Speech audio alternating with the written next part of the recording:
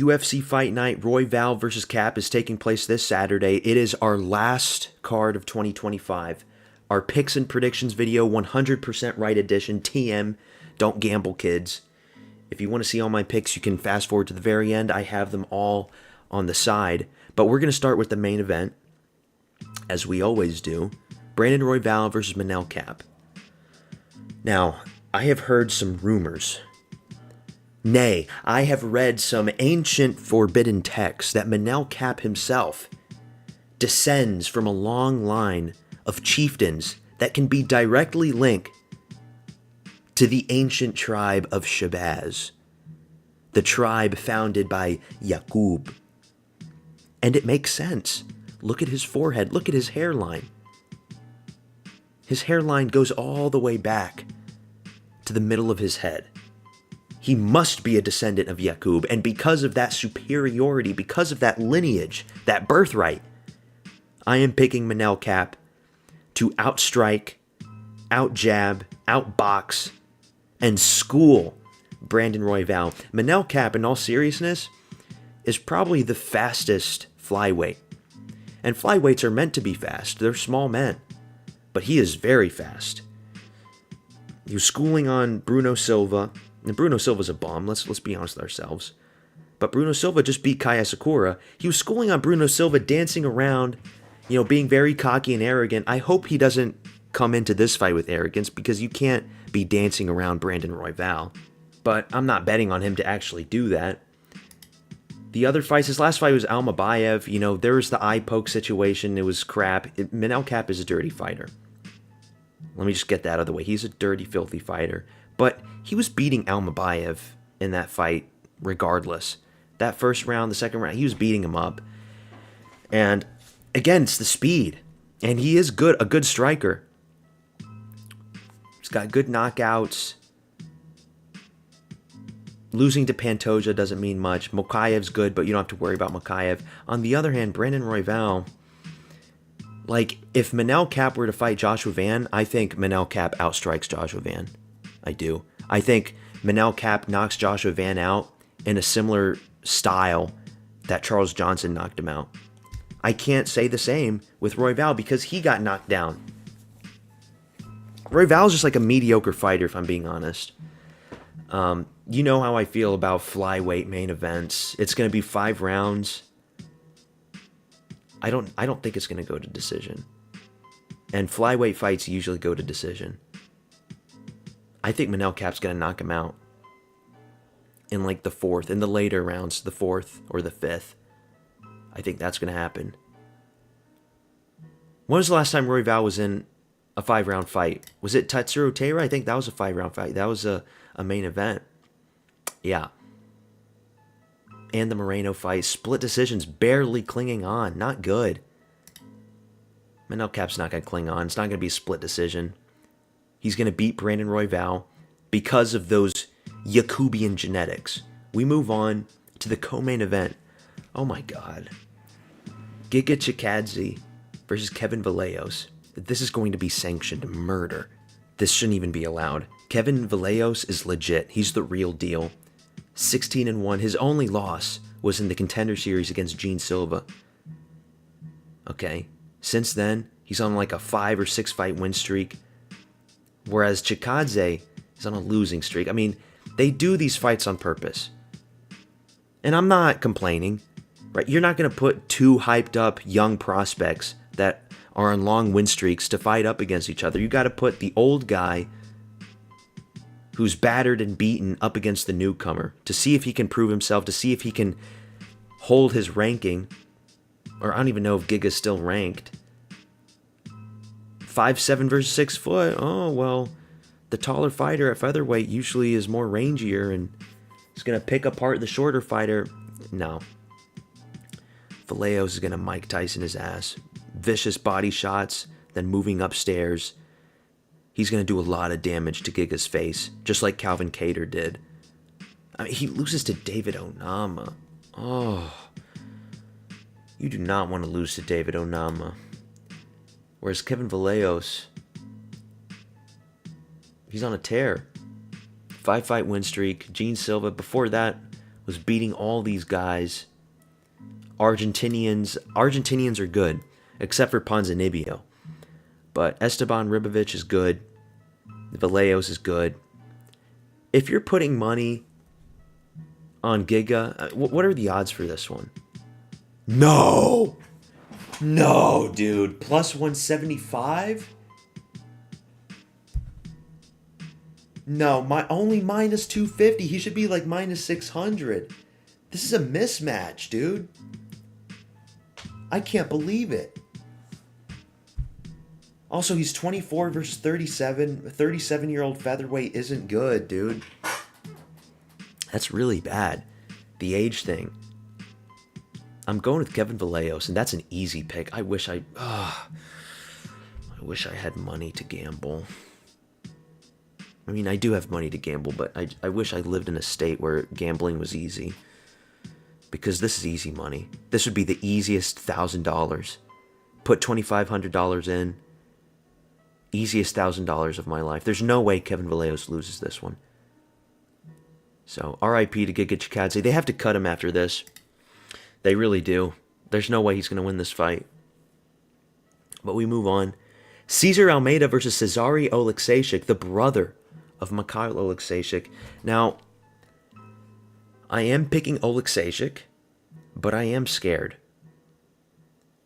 Because this is like the first year where I've watched the Contender Series every single fight.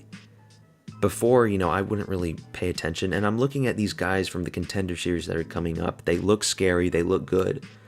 The Polish guy that just fought last weekend against Iwo Baranevsky. Abdul Rakhmonikaev. And now Cezary Oleksiejczuk. They look good. They look scary until they don't.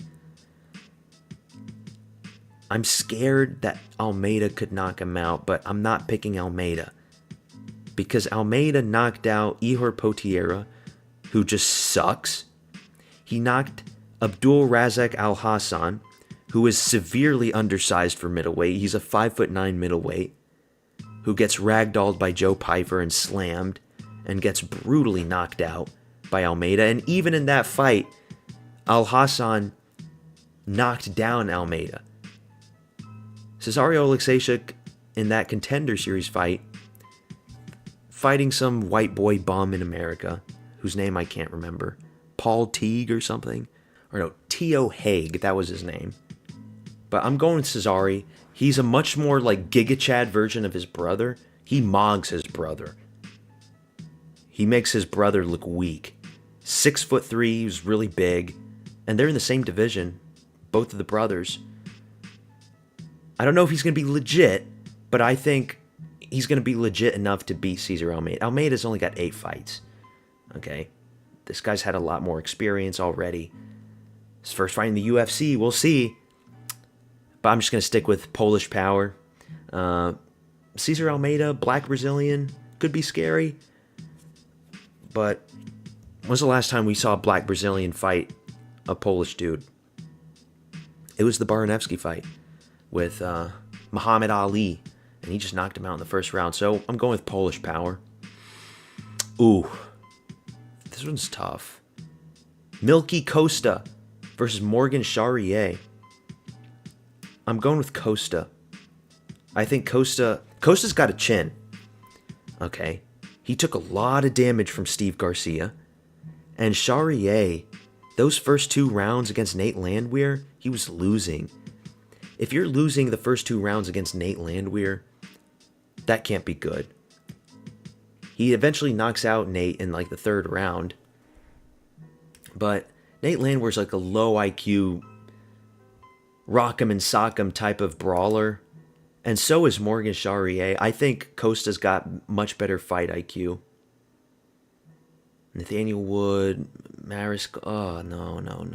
These are not good fights. Mikael Costa, I'll say this.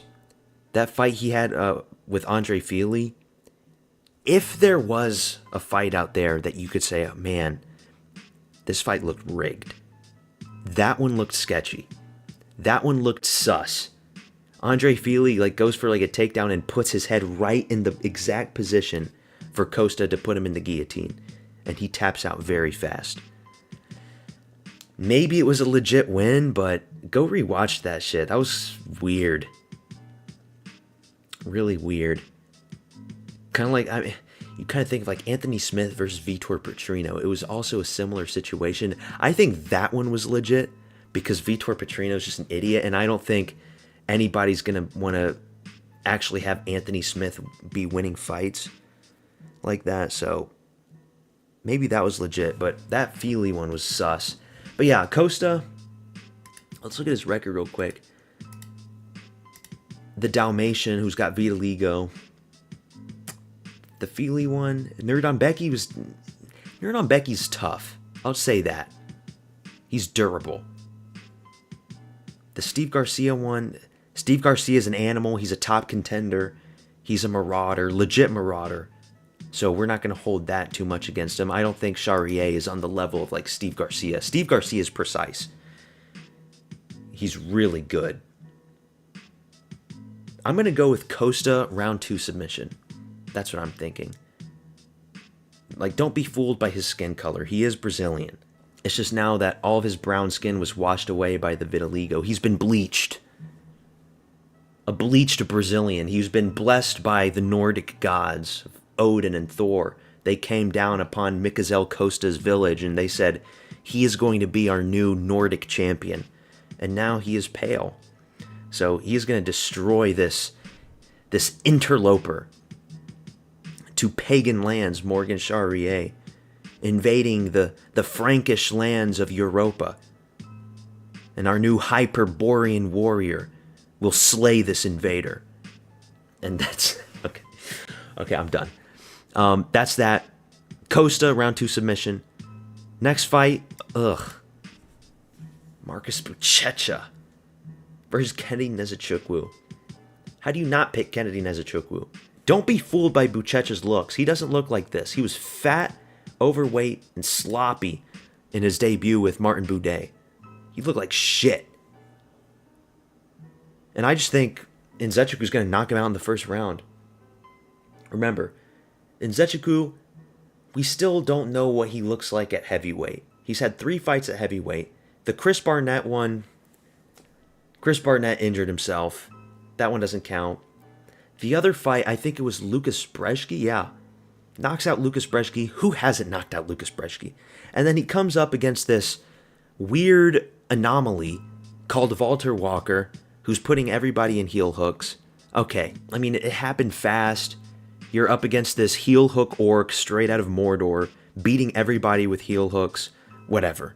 Maybe he didn't see it coming after it happened the first 2 times. And maybe Louis Sutherland's a dumbass too for not seeing it happen the first 3 times. And maybe whoever Walter Walker faces next, they're going to be a dumbass and not see it coming. We'll have to find out. But I think Kennedy can defend sloppy takedown attempts from Buchecha. Now, who knows? Maybe Buchecha's going to come in on a new program. Some new type of drugs so that he doesn't look as fat and ugly as he did. And maybe he will look like this. If we see a Buchecha that looks like this, okay, maybe that might be scary. But I'm not counting on it. Kennedy Nzechukwu, Nigerian versus Brazilian. I'm going with Nigeria for this one. I am. I do think that there are a lot of heavyweights that Kennedy can knock out. And Marcus Buchecha is one of them. So, that's that. Like, in terms of the submission threat, we have seen submissions from Buchecha. Like I said, he's got a BJJ specialist. He's got a heel hook on his record. Got a rear naked choke on his record. I don't think he's going to get Kennedy's back. Paul Craig got Kennedy's back. That was at light heavyweight. It's not the same thing. Kennedy Nzechukwu round 1 knockout. We move on. I don't want to talk about that one too much. And I don't want to talk about this one too much either. Jesus Christ. Amanda Lemos versus Jillian Robertson. I believe Amanda Lemos is taking this fight. Yeah. It was supposed to be Lucindo. I've learned to always go. I've learned my lesson the hard way. Always go with the favorite for the women's fighters. Last week, I picked Karine Silva over Macy Barber. I learned my lesson. Fine. You can't pick women underdogs because you're just going to lose. I'm going to go with Jillian Robertson. Lemos is taking this on short notice, and she's like on a losing streak now. She's old. She's 38. You know? There is no such thing as auntie power. There's unk power. 2025 is the year of the unk. It's not the year of the auntie. We've learned this with Lauren Murphy. We've learned this with Angela Hill. And we're going to learn it again with Amanda Lemos. The woman that's 30 years old, even though she's had 8 losses. She's going to win by decision. Unanimous decision. Jillian Robertson. Oh, Canada. Oh, Canada. This fight got canceled. It's not Melzik Bagdasaryan. It's... Where is it? This one. Isaac Thompson. Isaac Thompson. He's taking this on short notice. His UFC debut. Based on that, I know we just saw Ethan Ewing have the best underdog performance of all time against Malcolm Wellmaker. But usually, you don't pick the guy that's taking it on short notice who's having his UFC debut. Usually you don't do that. I'm going with Brito, even though Brito himself kind of sucks. And Isaac Thompson might be good. I saw his record. He did get knocked out once. And Aussies are usually the stronger whites in the West, as we have learned with Volk and Quillen Salkild. But I'm just going to stick with Brito. I could get this one wrong, though. I'll admit. I could get this one wrong. We move on. Neil Magny versus Yaroslav Amosov. Everybody's favorite African boat migrant up against an Eastern European. I forgot. Am I going with Magny? No, I'm going with Amosov. I was thinking like Magny because he does fraud check these guys and he is the ultimate gatekeeper. But I looked at Amosov and I know he's a Bellator bum. That's the scary thing. Like, I picked Patchy Mix to go against Jakub Wicklash. Not Jakub, the founder of the tribe of Shabazz. I'm talking about the Polish guy, Jakub Wicklash. Okay? I picked Patchy Mix to win that fight. Bellator bum. I think... Oh no, I did pick Lerone Murphy by decision against the guy that he's spinning elbowed, whose name I forget. I'm going to pick Yaroslav. He's not American, he's Ukrainian. Eastern Europeans are strong. They're not like Mike Malott, these privileged Westerners. He's not like Mike Malott or Jake Matthews that grew up in nice environments and never knew adversity, and then they get fraud checked and beat up by this jellyfish from Shark Tale. This Kenny Okoye lookalike. No. Eastern Europeans. This guy fought against the Russians in the war, I think. There is a video of him pulling out his belt from under his basement when, like, the start of the war happened and there was, like, bombs going on everywhere. Yeah, dude. I'm going with Yaroslav. I don't care if he's a Bellator bum. 28-1. It's like, okay, I'm sure a lot of these guys that he's beating on his record are probably not the best. I can acknowledge that, but it's still 28 fights. And I looked, he beat Roberto Soldic. I think he's going to beat Neil Magny. I would at least hope so. If Neil Magny gets through this one, another white guy, you know, protecting the gate at welterweight from all these white guys that want to get through. Like, if he does this again, I will become a Neil Magny super fan. The Haitian sensation. Nah, it can't happen a third time. It can't. I refuse to believe it. Neil Magny, his time is now. It's over for him. It is time for the Amasovians. Okay, that sounded bad, but we move on. Sean Sharaf. Ew. We haven't seen him in a long time. Against... Ew. What the fuck am I looking at? That looks like queso After the effects of Ozempic, what the fuck? Steven Asplund. Steven Asplund. Now, I looked at Steven Asplund's record. I did saw that knockout he got in the Contender Series up against that guy with tattoos all over his face. I hate it when people get tattoos on their face. It's so ugly. Guraskio or something. Some, like, bum that you'd find at the bar. Oh, he knocked him out. It looks so great. But Sean Sharaf sucks too. Look, it's heavyweight. Anything can happen. It's a roll in the dice for this one. You got the state of the heavyweight division is this. I'm just going to go with Steven Asplund, literally for one reason only. Okay, well, two reasons. He's taller, and he was morbidly obese and lost a lot of weight. Usually when these guys that are like really fat and they lose a lot of weight, they can still hold a lot of that power. But do we honestly think that Asplund's going to make it that far? Is this going to be the beginning of the Asplund title run? No. Maybe, but no. Sean Sharaf sucks. Sean Sharaf gets knocked out by Junior Tafa. Ugh. Okay? Steven Asplund's going to knock him out. You're banned. Ugh. Melissa Croden versus Luana Santos. What? Why did I say ugh? No. Luana Santos. Hey, man, she looks all right. I don't like tattoos on women. Melissa Croden, I'm not big on blondes that look like they'll cheat on you with their personal trainer. She looks like she'll cheat on you with her personal trainer named Jesus.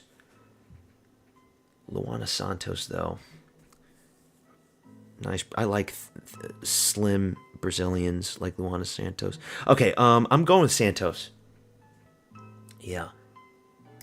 Because she's the favorite. And she's Brazilian. And Canadian women don't know how to fight. Canadian women are weak. So, yeah. They don't even have pictures. Let's see. Let's see what these fellas look like. Alan Fry versus Guilherme Pot. How do you say that name?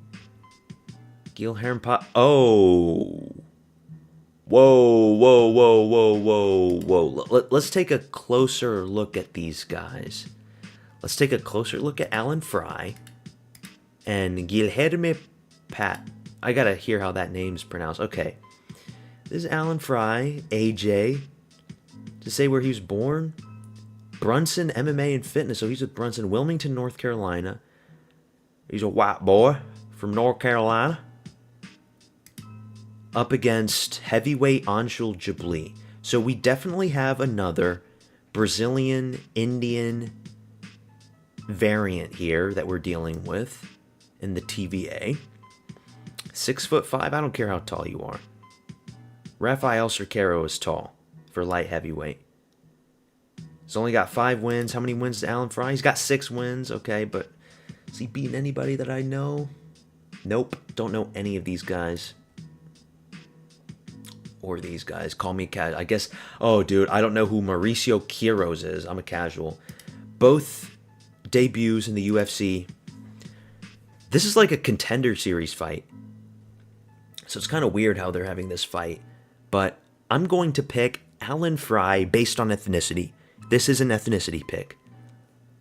White American versus an Indian Brazilian. Indian variant. This is literally Anshul Jabli if he was a heavyweight. You can't fool me. I don't care if he's 6'5". Rafael Cerqueira looks scary until he didn't. Brenson Ribeiro looks scary until he didn't. Guilherme Pat. Who's the other guy? Kevin Christian? He looks scary. 6'7" at light heavyweight. Gets destroyed by Billy Elicana. Guilherme Pat? It's going to be the same situation. 5-0. Ooh. No, it's going to be 5-1 after this Saturday. Okay?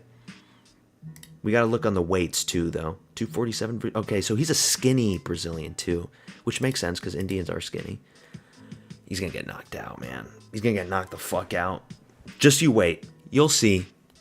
You'll all see. Okay? The social Darwinism, the evolutionary biology. It always gets proven right in the end.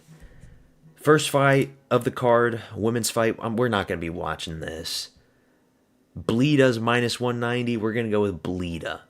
Jamie Lynn Horth. My God, what a name. Where is she from? She's from Why are there Canadian women? There's 3 Canadian women on this card. Where's this card even taking place? In Las Vegas. That makes no sense. Guess they just want to get these Canadian women. They don't want to put... They're not going to do a Canadian card soon, I guess. Bleeda, don't like the tattoos. Why do they get tattoos? It just makes them look so ugly. Against Jamie Lynn Horth. Ugh. Ugh. She looks like a ghoul. We're going to go with Bleeda. Well, I just found out Bobby Green is on this card. I don't know when they added him. News to me. Up against Lance Gibson Jr. Another Canadian. What's up with these Canadians on this card? I thought the Canadians were boycotting us. And they're going down to Vegas? You got 4 Canadians up here. You gotta do a better job, man. You know? Elbows up, motherfuckers. Where's your elbows? But apparently not. Although, Bobby Green... Oh, shit, man. I forgot. You ain't Bobby Green. You King Green, man. King Green. King Green has had a lot of fights. But he's got to be completely washed at this point. Lance Gibson? Fuck it. I'm going with Lance. A younger, hungrier brother who's 30 years old up against a 39-year-old Bobby Green at lightweight. I think he's about to turn 40, too. I'm going with the younger brother from another mother, Lance Gibson Jr. from Canada. Kind of rare. Which means he's probably maybe like Jamaican descent. So, yeah. I'm going Lance.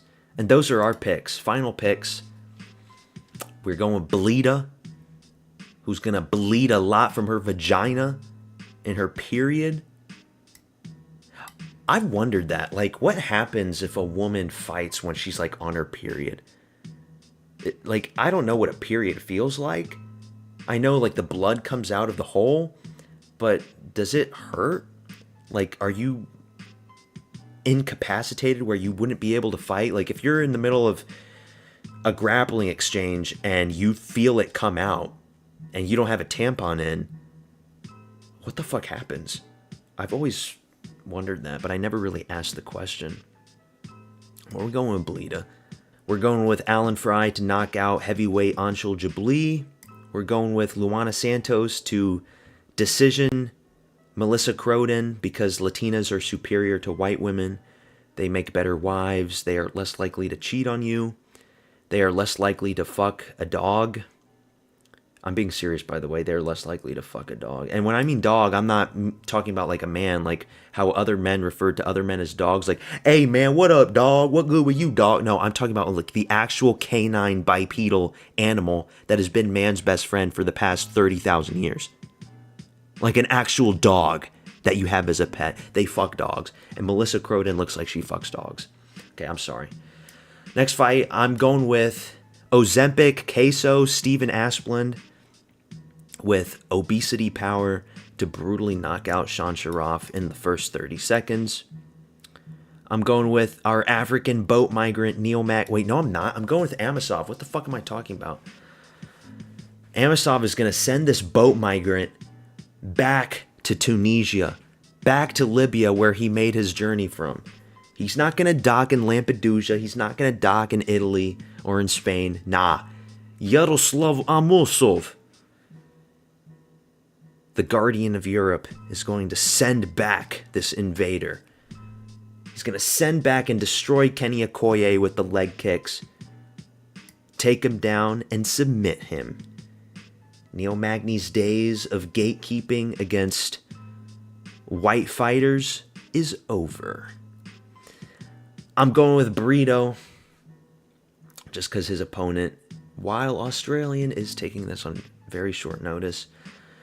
I'm going Jillian Robertson, even though she just looks terrible, but I can't go with Lemos anymore. Lemos is like on a losing streak.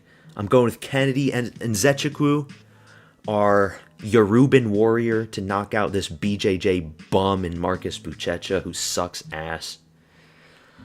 I'm going with Milky Costa, our Hyperborean warrior blessed by Odin himself with his newly found bleached skin to destroy this invader of Frankish lands, Morgan Charriere, who has 11 losses.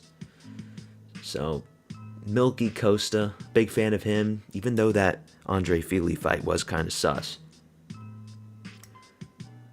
Cesar Almeida versus Cesare Oleksiejczuk. You got to go with Oleksiejczuk.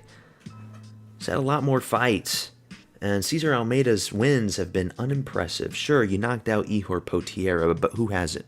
You knocked out a little 5'9" Abdul Al-Hassan after you yourself were knocked down by that little midget.